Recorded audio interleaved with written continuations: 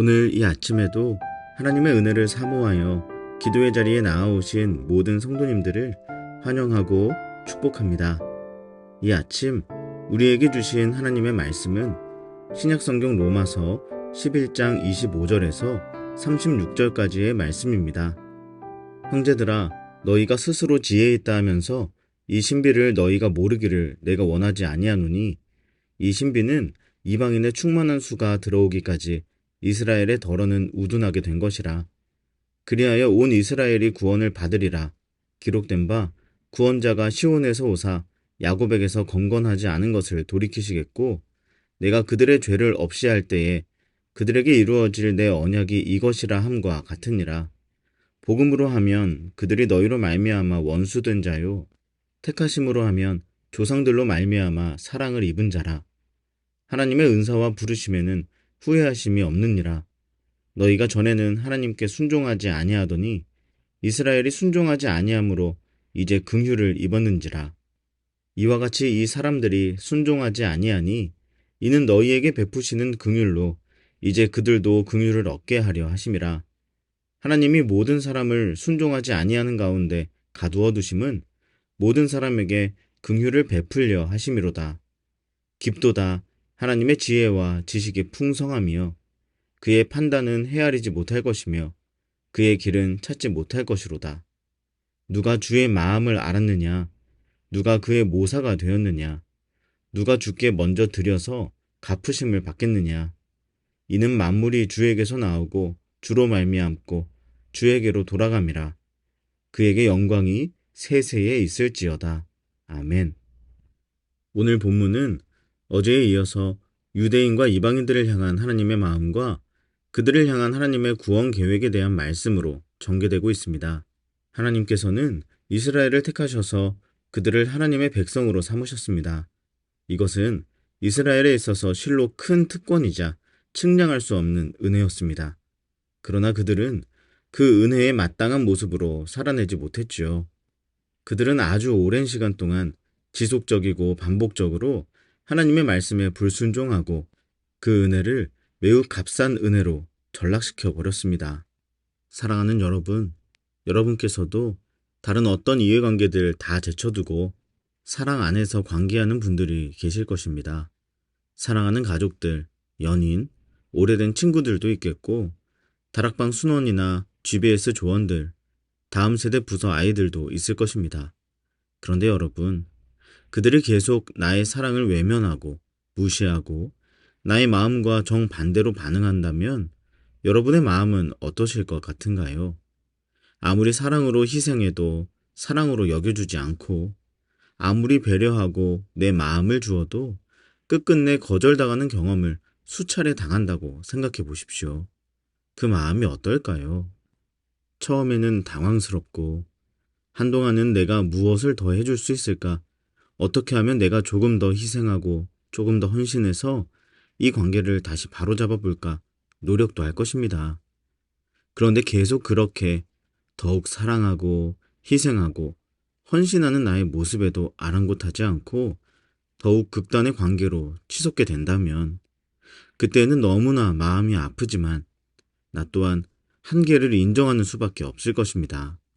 결국 여기까지가 우리가 함께 걸어갈 수 있는 시간이구나, 이렇게 생각하면서 우리의 관계의 정도나 거리를 정리해 볼 수도 있겠죠. 그러면 안 된다는 생각과 더불어 무언가라도 해주고픈 마음은 너무나 크지만 우리 마음의 크기와 한계로 인해 어쩔 수 없는 현실을 맞이해야 하는 상황도 생길 수 있을 것입니다.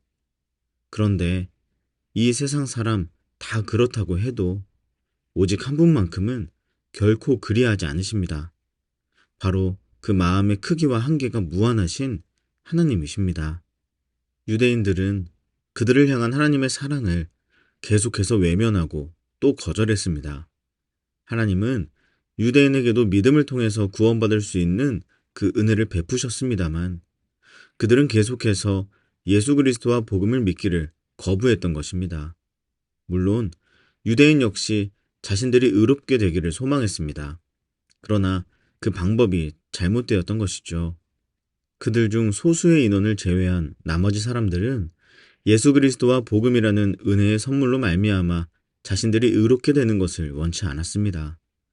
대신에 그들이 선택했던 방법은 자신들의 행위로 인해 의로움에 도달해 보는 것이었습니다.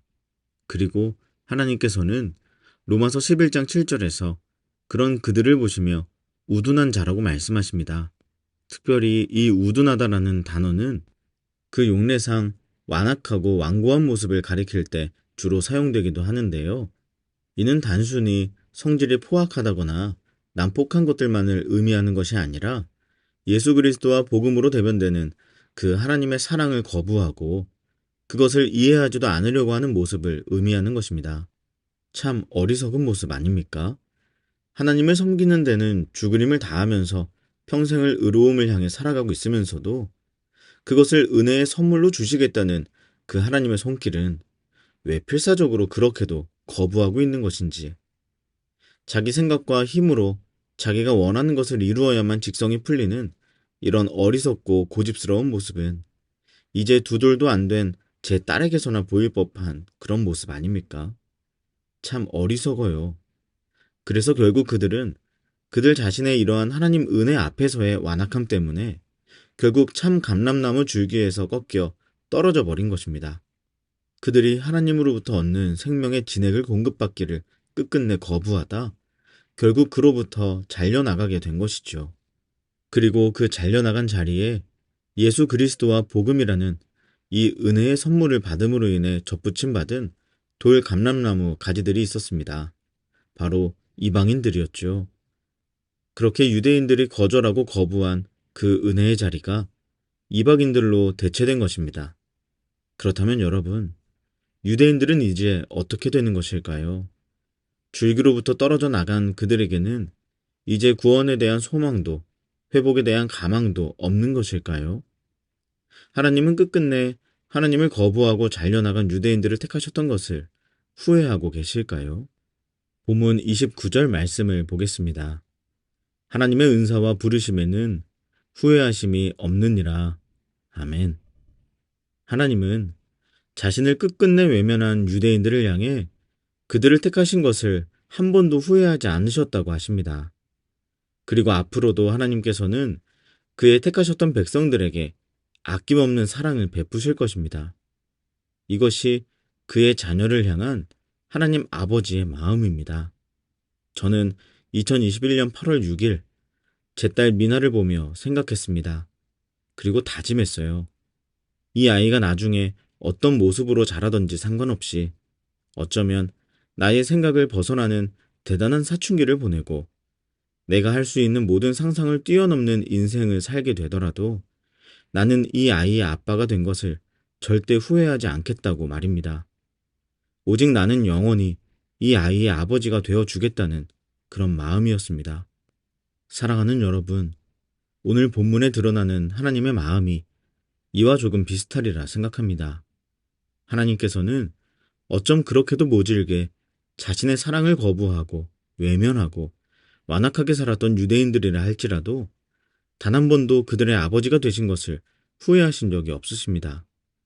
끝끝내 하나님께 불순종하여 하나님을 떠나도 하나님은 그들을 향한 마음을 접으시기는커녕 오히려 더 큰 마음으로 그들을 향하십니다. 본문 32절 말씀입니다. 하나님이 모든 사람을 순종하지 아니하는 가운데 가두어 두심은 모든 사람에게 긍휼을 베풀려 하심이로다. 아멘. 하나님이 원하셨다면 우리 모두를 하나님의 말씀에 그저 맹목적으로 순종하게 만들 수도 있으셨을 것입니다. 그러나 하나님께서는 우리에게 순종뿐만 아니라 불순종의 영역까지 허락해 주셨습니다. 그런데 이유가 무엇이라고요? 우리를 벌하시기 위함이거나 우리에게 지치셔서이거나 우리를 후회하시기 때문이 아니라는 것입니다. 우리에게 언제나 긍휼을 베푸시기 위해서 우리의 모습과 상관없이 언제든 우리에게 그의 자비를 베푸시기 위해서 우리가 하나님을 떠나게도 하신 것입니다. 하나님은 그때나 지금이나 우리를 사랑하고 싶으신 것이지 우리에게 하나님이 원하시는 것을 받고자 하심이 아니었습니다. 하나님은 하나님이 우리를 사랑하시는 그 사랑을 우리에게 주시는 그의 영광을 우리가 받아 누리는 그것으로 스스로 만족하시고 스스로 영광을 받으십니다. 그러니 온 만물로도 돌멩이 하나로도 그것이 하나님 앞에 그저 존재하는 것 말고는 아무것도 할 수 없음에도 불구하고 그것으로도 영광을 받으시지 않겠습니까? 사랑하는 여러분, 오늘 이 아침 우리를 향해 한 번도 후회하지 않으신 그 하나님의 사랑 앞에 나아가는 우리 모두가 되었으면 좋겠습니다. 그리고 그 사랑을 받아 누릴 수 있는 저와 여러분이 되기를 간절히 바랍니다. 하나님 앞에서 그 사랑을 은혜로 받는 것 외에는 어떠한 행동과 어떠한 수고와 어떠한 업적도 우리에게 의로움의 길 하나 내어주지 못한다는 것을 우리가 인정한다면 오늘 이 하루의 삶은 달라질 것이라 생각합니다. 이 하루, 태초부터 우리를 후회하지 않으시고 우리가 순종할 때나 불순종할 때나 변함없이 긍휼을 베풀어 주시는 하나님을 의지하며 우리의 모든 행동을 통해 그 은혜를 누리고 우리의 모든 수고를 통해 그 은혜를 나누고 우리의 모든 업적을 순종으로 바꾸어가는 저와 여러분 되시기를 주님의 이름으로 간절히 축복합니다. 기도하겠습니다. 오늘도 나의 아버지 되심을 단 한 번도 후회하지 않으신 하나님의 사랑 안에 거하며 그 사랑 누리며 살아가는 내가 되게 하소서. 오직 은혜로 말미암아 허락된 인생임을 인정하고 감사로 살아가는 이 하루 되게 하소서.